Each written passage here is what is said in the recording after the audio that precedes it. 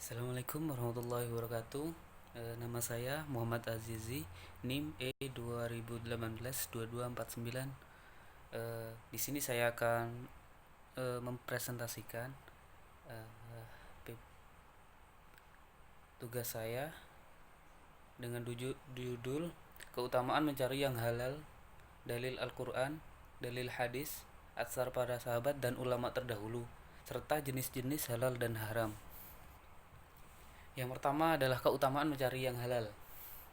Perlu diketahui bahwasanya apa yang disebut pada Al-Quran, anugerah atau keutamaan yang diturunkan Allah kepada manusia. Kita tentu mengingat salah satu firman Allah dalam surat Al-Jum'ah ayat 10 yang bunyinya, maka jika sholat di waktu Jumat telah dilaksanakan, bertebaranlah kalian di muka bumi, dalam kurung, untuk mencari rezeki, dan ingatlah Allah sebanyak-banyaknya. Namun yang harus kita perhatikan saat mencari rezeki adalah jangan sampai rezeki yang kita terima tidak halal.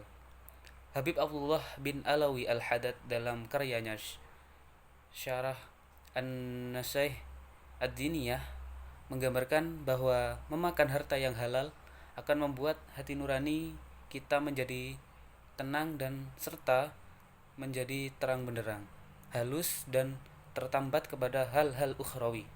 Tetapi harta yang haram menghasilkan lawan dari semua yang disebutkan tadi. Hati akan menjadi keras, diliputi kegelapan, anggota tubuh menjadi terlalu senang kepada dunia. Selanjutnya dalil Al-Qur'annya, saya mengutip dari surat Al-Baqarah ayat 172 yang bunyinya, Bismillahirrahmanirrahim. Ya ayyuhalladzina amanu kullu min thayyibatin ma razaqnakum washkuru lillahi in kuntum iyyahu ta'budun. Yang artinya, hai orang-orang yang beriman, makanlah di antara rezeki yang baik-baik yang kami berikan kepadamu dan bersyukurlah kepada Allah jika benar-benar kepadanya kamu menyembah. Yang ketiga adalah dalil hadis.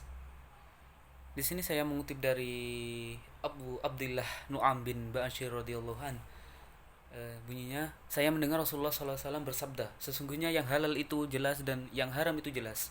Di antara keduanya terdapat perkara-perkara yang subhat atau samar-samar, yang tidak diketahui oleh orang banyak. Maka barang siapa yang takut terhadap subhat, berarti dia menyelamatkan agama dan kehormatannya. Dan barang siapa yang terjerumus dalam perkara subhat, maka akan terjerumus dalam perkara yang diharamkan. Sebagaimana penggembala yang menggembalakan hewan gembalaannya, di antaranya yang dilarang untuk memasukinya, maka lambat laun dia akan memasukinya. Ketahuilah bahwa setiap raja memiliki larangan, dan larangan Allah adalah apa yang dia haramkan. Ketahuilah bahwa dalam diri ini terdapat segumpal daging. Jika dia baik, maka baiklah seluruh tubuh ini, dan jika dia buruk, maka buruklah seluruh tubuh ini. Ketahuilah bahwa dia adalah hati. Hadis riwayat Bukhari dan Muslim. Selanjutnya adalah manfaat memakan makanan halal dan mudaratnya memakan makanan haram. Yang pertama adalah di antara beberapa manfaat menggunakan makanan dan minuman halal, yaitu satu, mendapatkan iman dan ketakwaan kepada Allah Subhanahu wa taala. Dan yang kedua, mudah diijabah doanya. Ketiga, dapat menjaga kesehatan jasmani dan rohani. Yang keempat, mendapat perlindungan dari Allah Subhanahu wa taala, dan yang terakhir adalah rezeki yang diperoleh membawa barokah dunia dan akhirat. Yang kedua adalah mudaratnya. Yang pertama adalah berdosa karena telah melanggar aturan Allah. Yang kedua, rezeki yang haram tidak barokah dan hidupnya tidak tenang. Dan yang terakhir adalah merusak secara jasmani dan rohani kita. Yang selanjutnya adalah asar para sahabat. Asar adalah perkataan atau perbuatan yang berasal dari sahabat atau tabi'in tetapi tetap disandarkan kepada Nabi Muhammad SAW. Di sini sudah jelas bahwa yang halal itu dianjurkan oleh Nabi hingga sampai sekarang. Seperti dari Miqdam radhiyallahu an, bahwa Rasulullah SAW bersabda, tidaklah seorang hamba memakan makanan yang lebih baik dari usaha tangannya sendiri, dan sungguh Nabi Daud alaihissalam makan dari usaha tangannya sendiri. Hadis riwayat Al-Bukhari. Yang kelima adalah jenis-jenis halal dan haram. Yang pertama, makanan halal dari segi jenis ada tiga, yaitu berupa hewan yang ada di darat maupun di laut, seperti kelinci, ayam, kambing, sapi, burung, dan ikan. Yang kedua adalah berupa nabati, tumbuhan seperti padi, buah-buahan, sayur-sayuran, dan lain-lain. Dan yang terakhir adalah berupa hasil bumi yang lain seperti garam semua. Dan yang kedua adalah makanan halal dari segi usaha yang diperolehnya, yaitu yang pertama, halal makanan yang diperoleh dari usaha yang lain seperti bekerja sebagai buruh, petani, pegawai, tukang sopir, dan lain-lain. Yang kedua adalah halal makanan dari mengemis yang diberikan secara ikhlas, namun pekerjaan itu halal tetapi dibenci Allah seperti pengamen. Dan yang ketiga, halal memakan dari hasil sedekah, zakat, infak, hadiah, tasyakuran, walimah, warisan, wasiat, dan lain-lain. Dan yang terakhir adalah halal makanan dari rampasan perang, yaitu makanan yang didapat dalam peperangan. Selain itu, makanan halal yang diperbolehkan oleh Islam.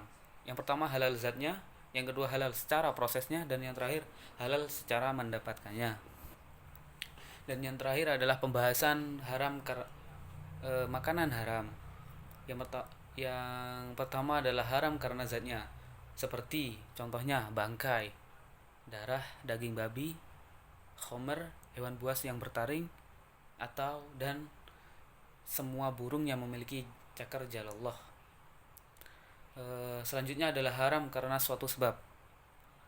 Makanan yang diharamkan karena suatu sebab yang tidak berkaitan dengan bentuk fisik atau zatnya.